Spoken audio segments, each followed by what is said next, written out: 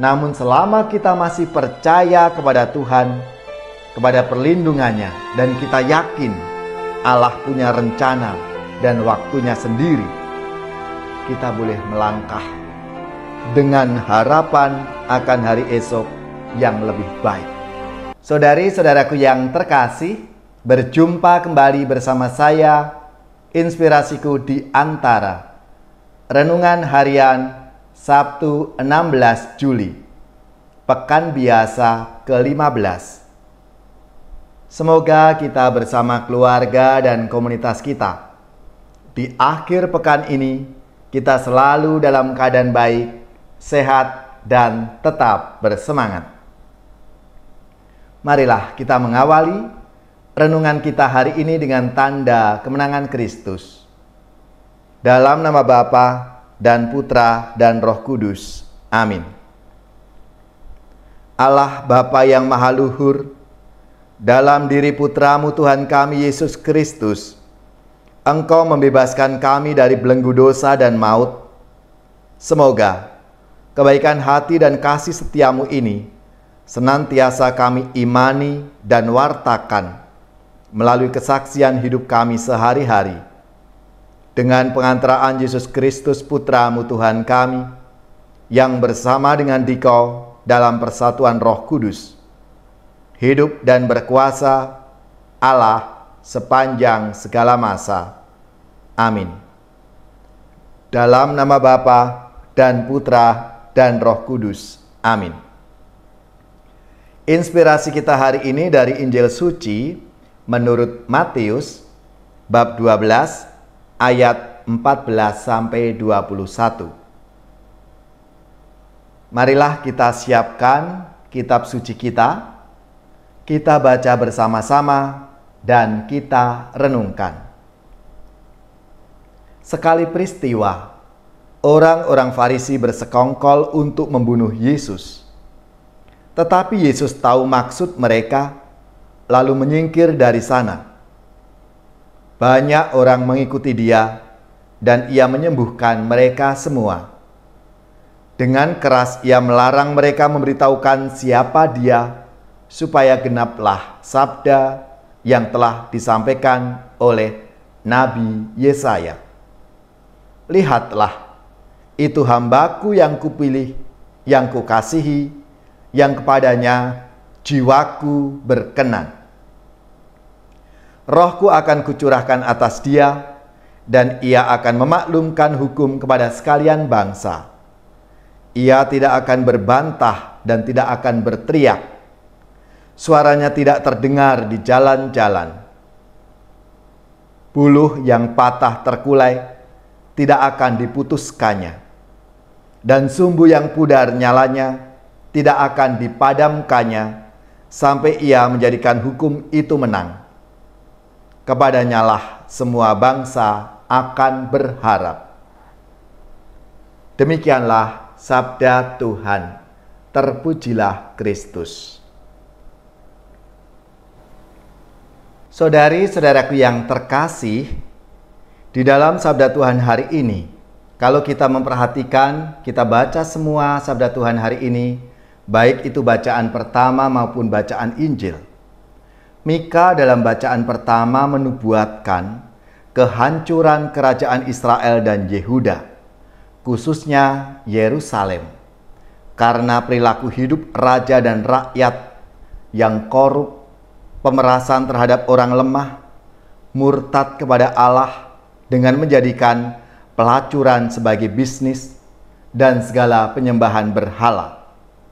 Pada waktunya Allah akan bertindak dengan membiarkan bait Allah dan Yerusalem dihancurkan oleh musuh. Nubuat ini terbukti pada saat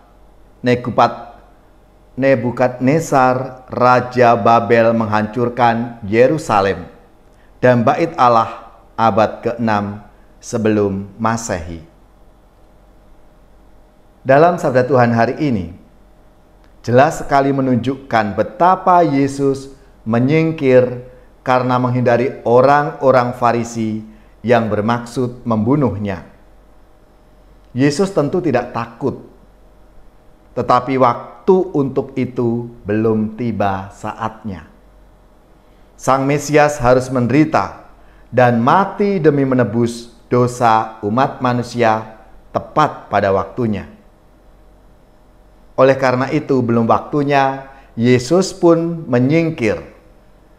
Tetapi ketika Yesus diikuti begitu banyak orang, Yesus mau tampil dan menyembuhkan semua orang yang sakit itu. Yang menarik untuk kita renungkan kali ini adalah sikap Yesus yang melarang mereka memberitahukan siapa Dia. Ada banyak kemungkinan tentang Yesus yang melarang mereka memberitahukan ke siapapun dan identitas dirinya itu. Yang pasti, Tuhan Yesus lebih memilih untuk berkarya dalam kesederhanaan dan ketersembunyian daripada dengan cara yang mencolok mata atau mungkin yang heboh-heboh.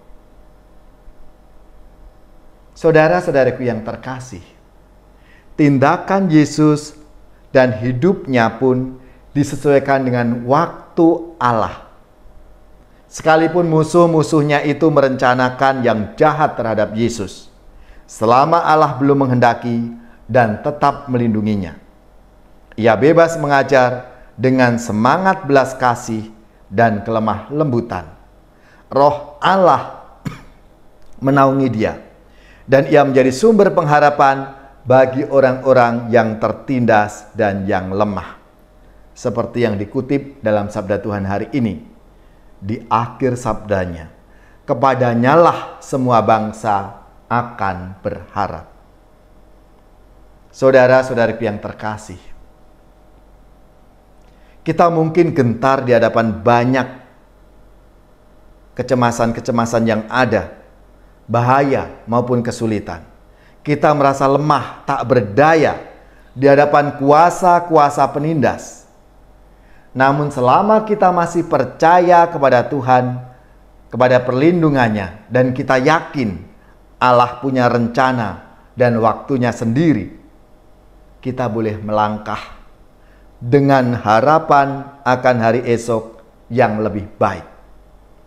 Kita punya Tuhan Yesus yang mendampingi kita dengan rohnya yang kuat dan penuh belas kasih. Saudara-saudaraku yang terkasih, marilah melalui sabda Tuhan hari ini kita semua diajak oleh Yesus, diberikan semangat dan teladan oleh Yesus sendiri, agar kita tetap punya pengharapan. Kita terus maju meskipun banyak tantangan-tantangan yang kita hadapi, banyak hambatan, penolakan-penolakan. Tapi kita punya Tuhan yang menjadi pengharapan kita. Kita harus yakin, kita harus percaya. Bersama Tuhan kita akan mampu untuk menghadapi berbagai tantangan-tantangan yang ada dalam hidup kita.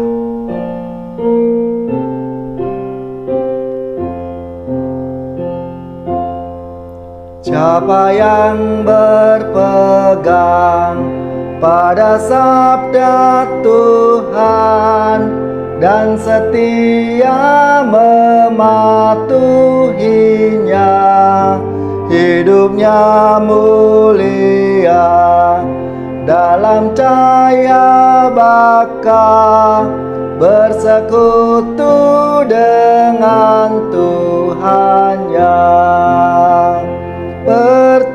Percayalah dan pegang sabdanya, hidupmu dalam Yesus sungguh bahagia. Bila kita sedih, hidup kita pedih, Tuhan pun berperan dalamnya. Ia selalu dekat dan menjamin berkat bagi yang berpegang padanya. Percayalah dan pegang sabda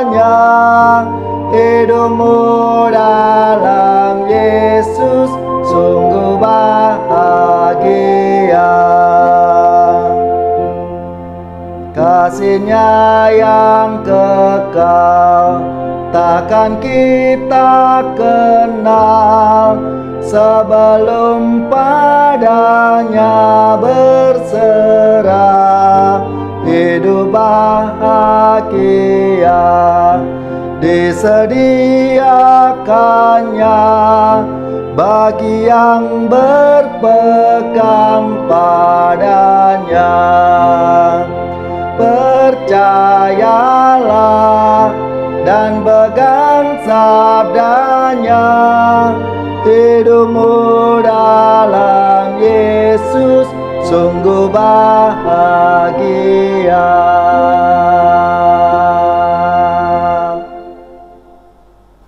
Saudari-saudaraku yang terkasih, marilah kita siapkan hati kita, kita akan menerima berkat Tuhan.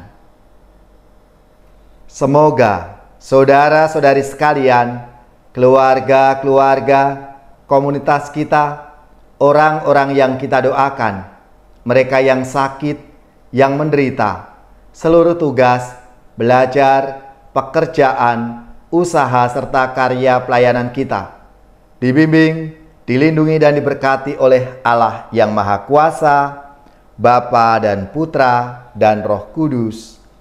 Amin.